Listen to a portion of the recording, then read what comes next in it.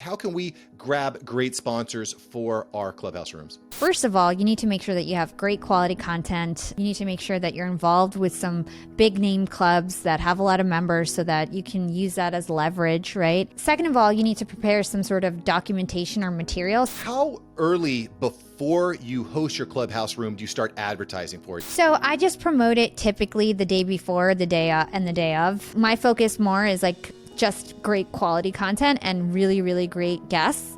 And making sure that the actual event is super, super polished and we do all the right things in order to drive the algorithm and then just hope for the best.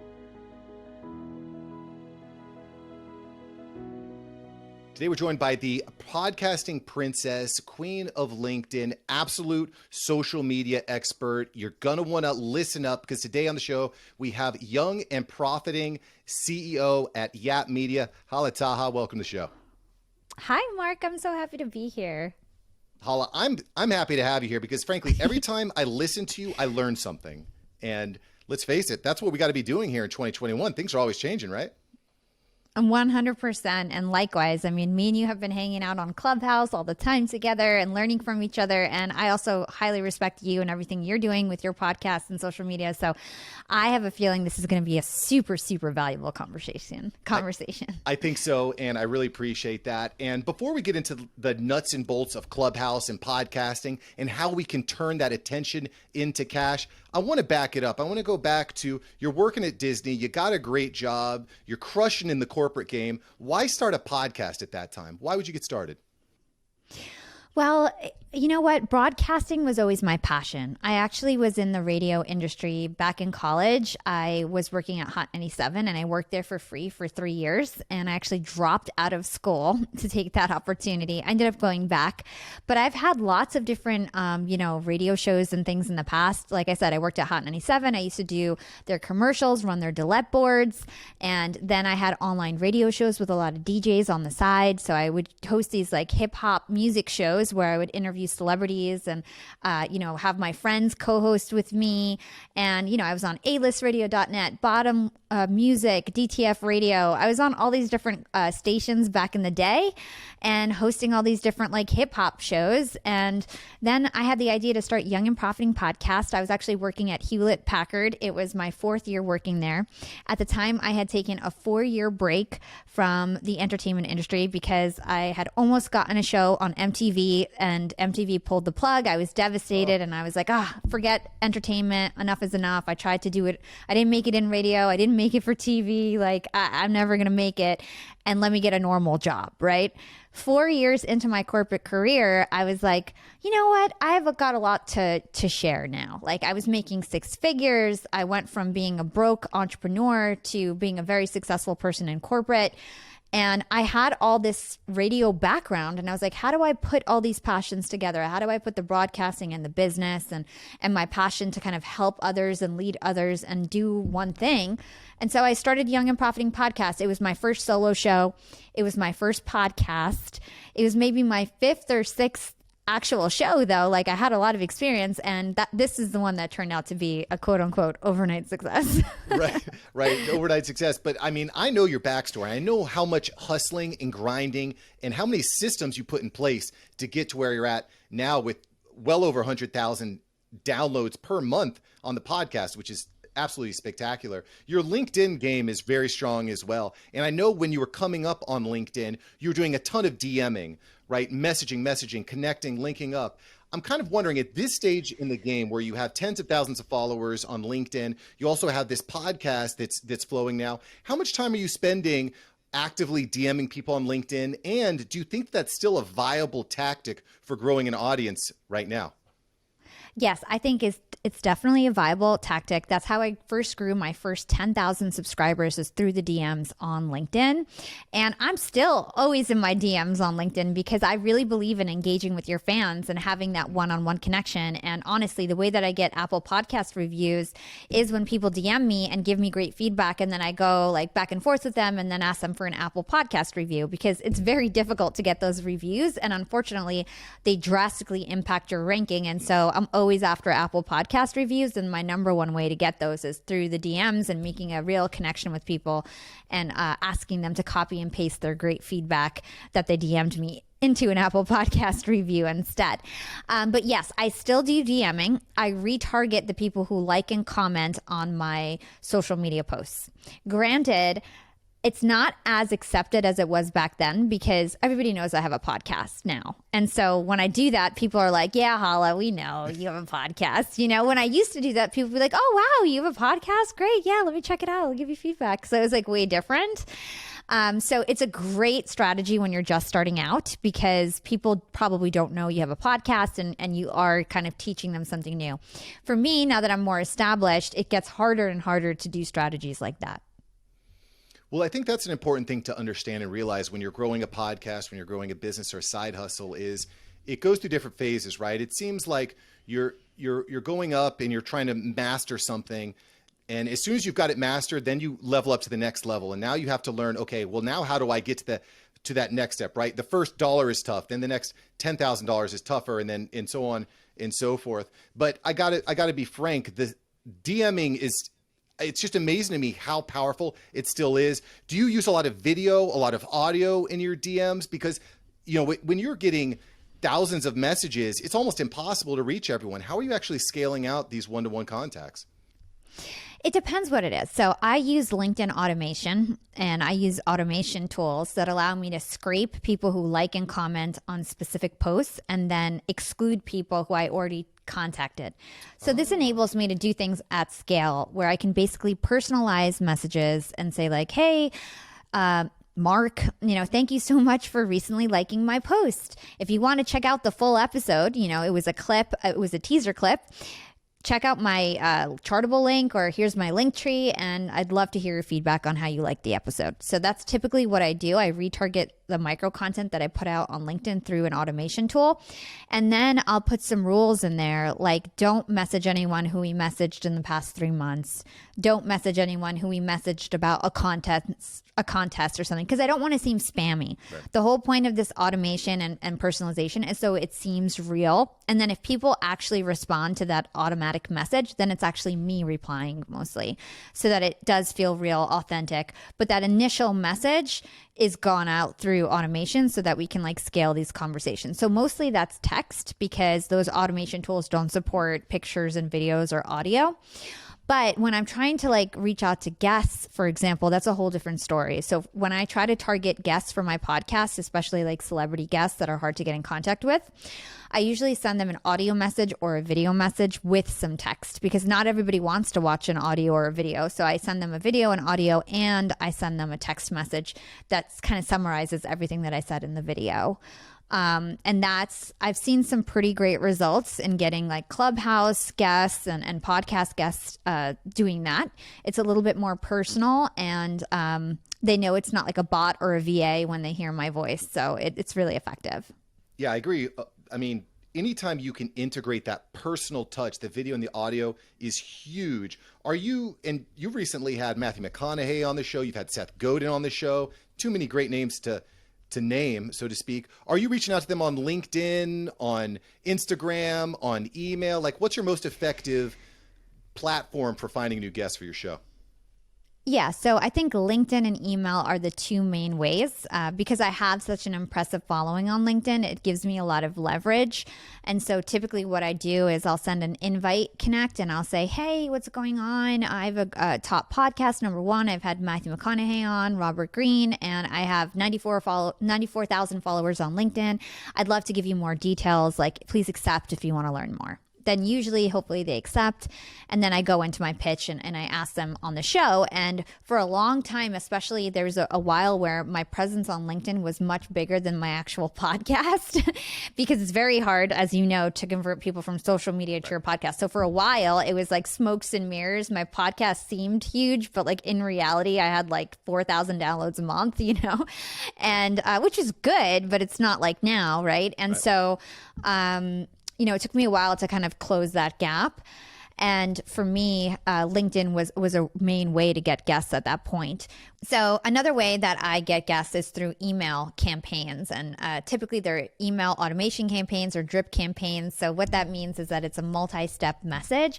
And so the first email will sometimes have a blank subject line, or it will just say like appropriate person with a question mark. And basically it's a very casual email that kind of goes straight to the point.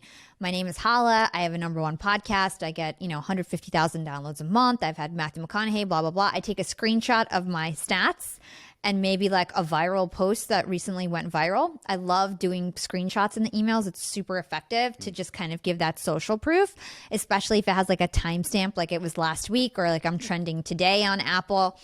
And then I just say, are you the right person? And thank you so much. Really appreciate your help. Super sweet, casual, short email.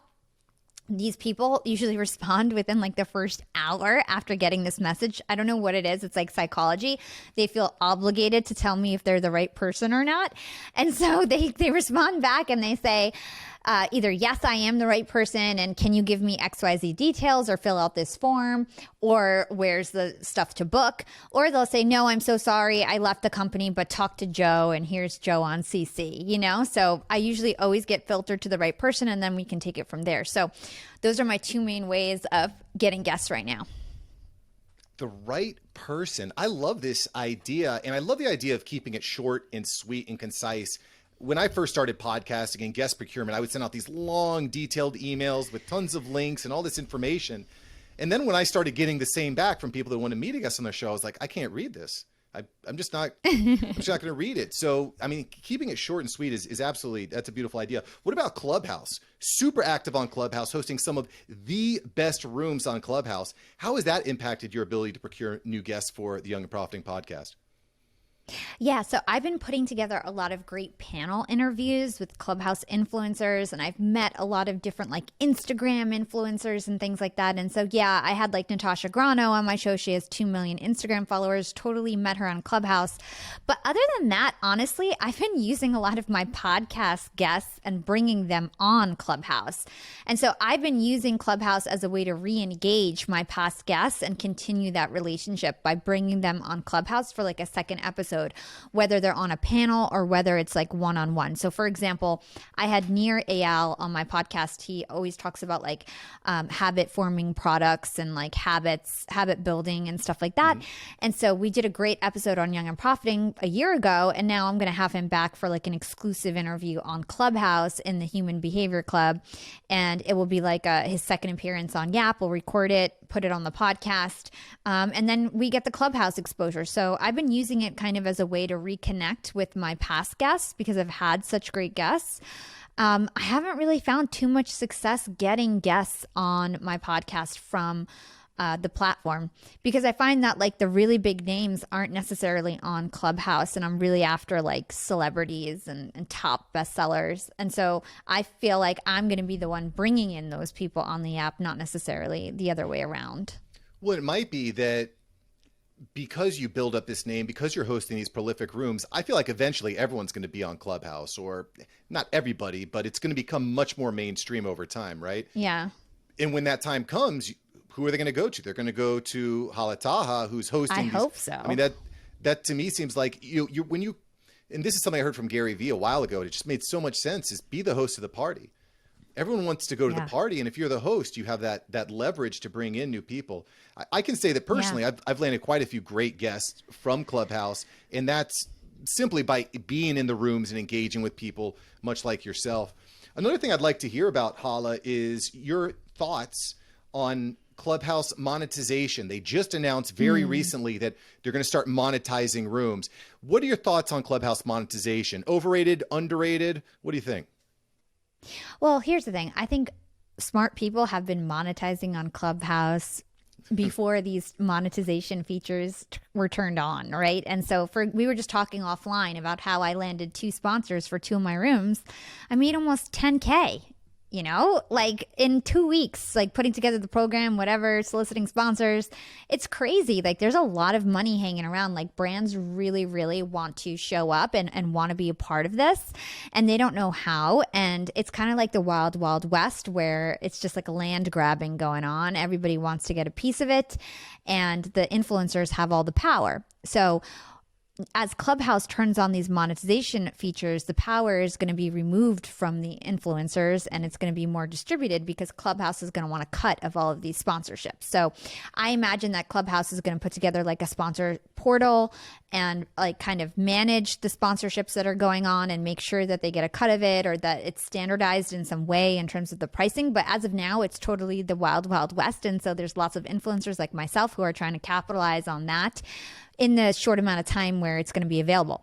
So they just put out this tip feature. And from my understanding, everybody has it. I have it now. I don't know if you checked your app. Yep. And it should be really interesting. I'm hosting my first event since that came on my account tomorrow night, and then podcast office hours on Wednesday. And I have a feeling that I'm going to get a lot of tips, especially during podcast office hours, because everybody, me and Mark, we do these rooms together, and everyone's always like, how can we pay you? How can we repay you? And we always just say, you know, we're just doing this out of the goodness of our hearts. But now they actually have a way to pay us, which is going to be interesting to see how that goes. And, you know, I think we're going to have to figure out our like donation strategy or wherever we're going to put this tip money, because I think it's a little corny. And for me, I'm not going to keep any of the tip money. I'm going to figure out how it goes to charity or something like that, because I don't think my income is going to come from tips, right?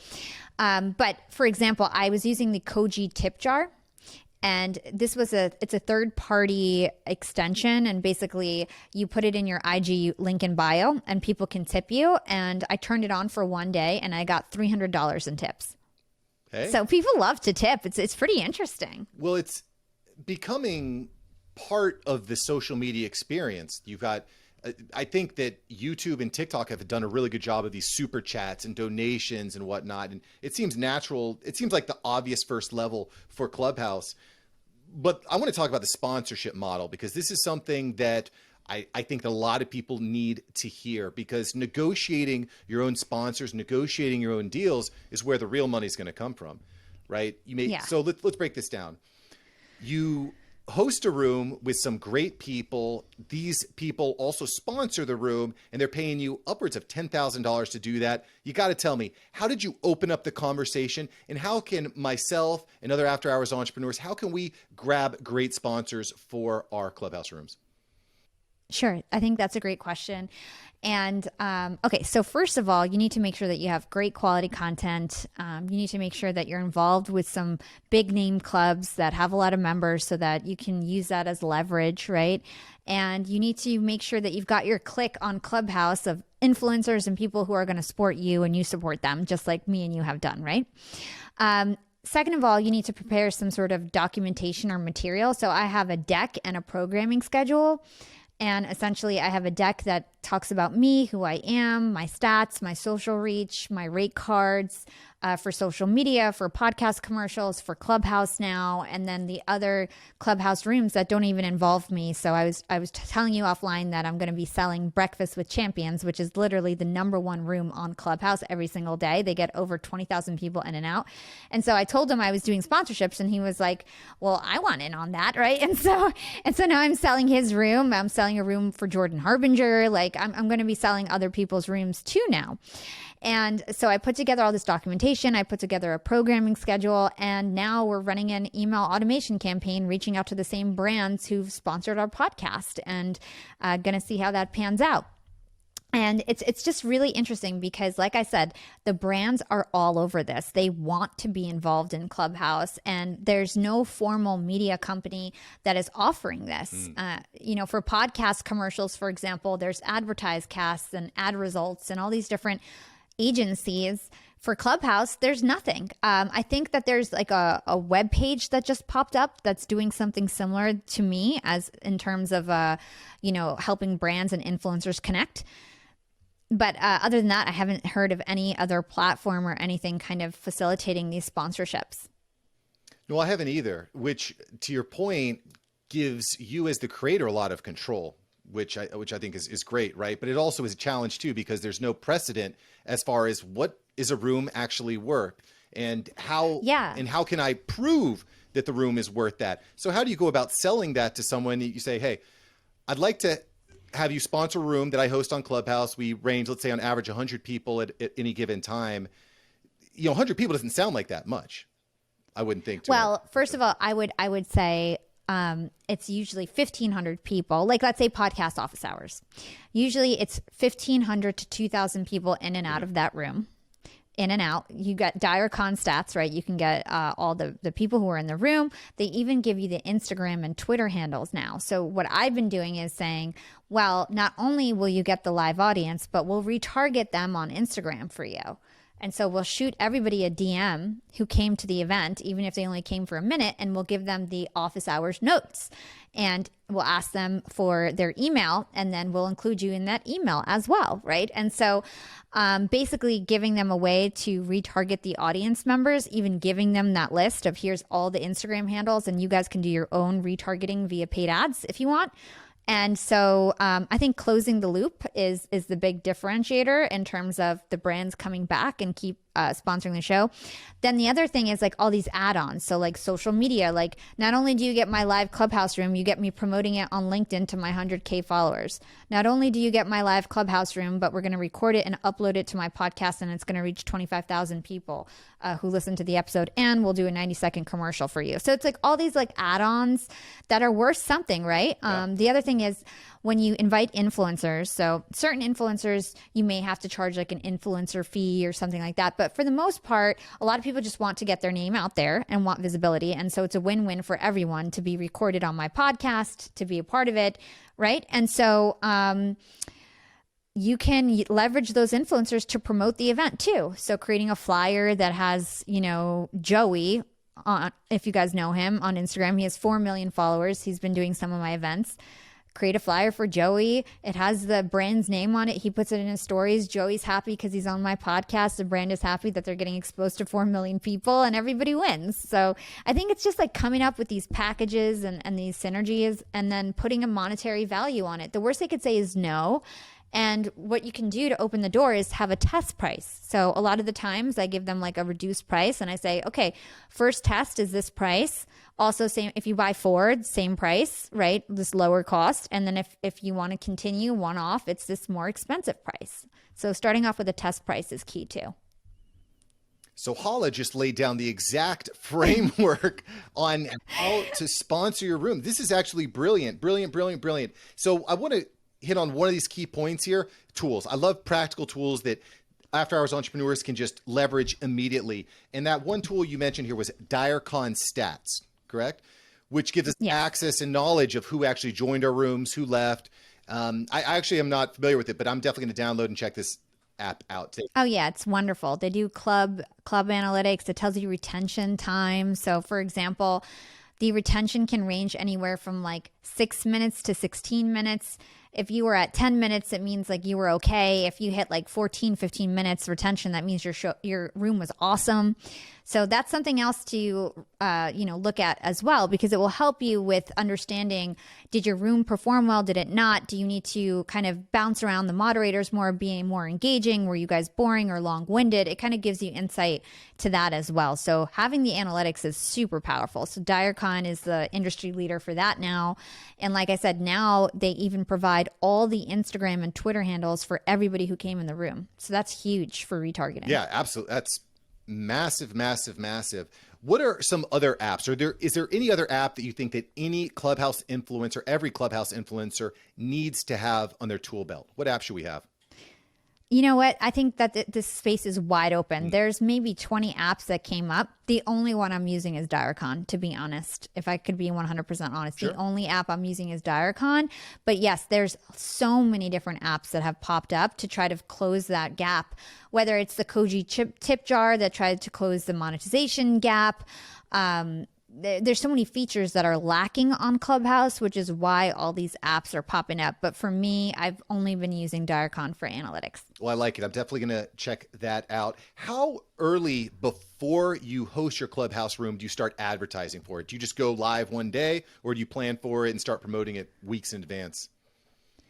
So I just promote it typically the day before, the day and the day of. I think that with these point in time events, it's pretty hard to kind of it could get old really fast, I think, if you overdo it. Yeah. And so I typically just really focus day of, maybe the day before. The only exception is for my recurring stuff. So for podcast office hours, I do it every single Wednesday. So that's been getting some momentum because people look forward to it. It's always at the same time. They kind of recognize a lot of the moderators who come in and out. They're following a lot of us. And so that has been getting great traction. And similar to you, I started an email list from that room where I say, DM me or email if you guys want the podcast notes. And now we're sending out a calendar invite. Yep. To the room to see if it could help drive a lift. So today's going to be the first or this week's going to be the first week where we send out a calendar invite, but that also might have a lift. The thing is that these Clubhouse rooms are so frequent. You know, when I first started, I was thinking, do I create like a LinkedIn event linking to the Clubhouse room? And, you know, we were trying to go really hard, but I didn't see much of a difference. It's kind of like you have no control because the app controls how your stuff is visible in the hallway. It's like, Yeah. there's only so much you can do. Maybe 50 more people will show up if you really go hard, but is that worth all the effort, or is it worth more to try to just coordinate great content and great influencers to attend and really focus on that to drive yourself in the hallway and to make sure that you're at the top of the hallway instead of spending all this time promoting off the app? I say make the best content on the app and you guys will be promoted within the app. So my focus more is like just great quality content and really, really great guests. And making sure that the actual event is super, super polished and we do all the right things in order to drive the algorithm and then just hope for the best. Because I think it's going to be a hard sell to get people to remember to come to your event from social media. I agree with you 110%, especially the point about having great guests, having Hala and her group of friends. I love how you say that, Hala and friends.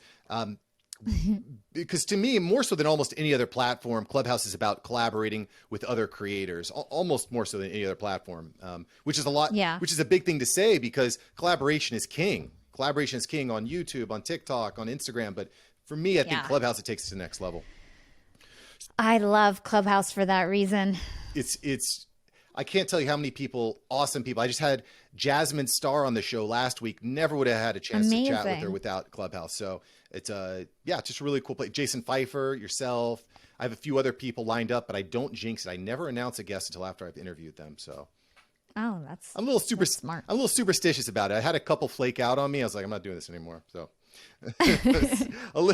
yeah. I know what you mean. Yeah, I mean, yeah. These are the things you learn after doing this for years. So before I let you go here, Hala, I got to do a quick overrated, underrated session with you. All right, you ready? Okay. Overrated, underrated.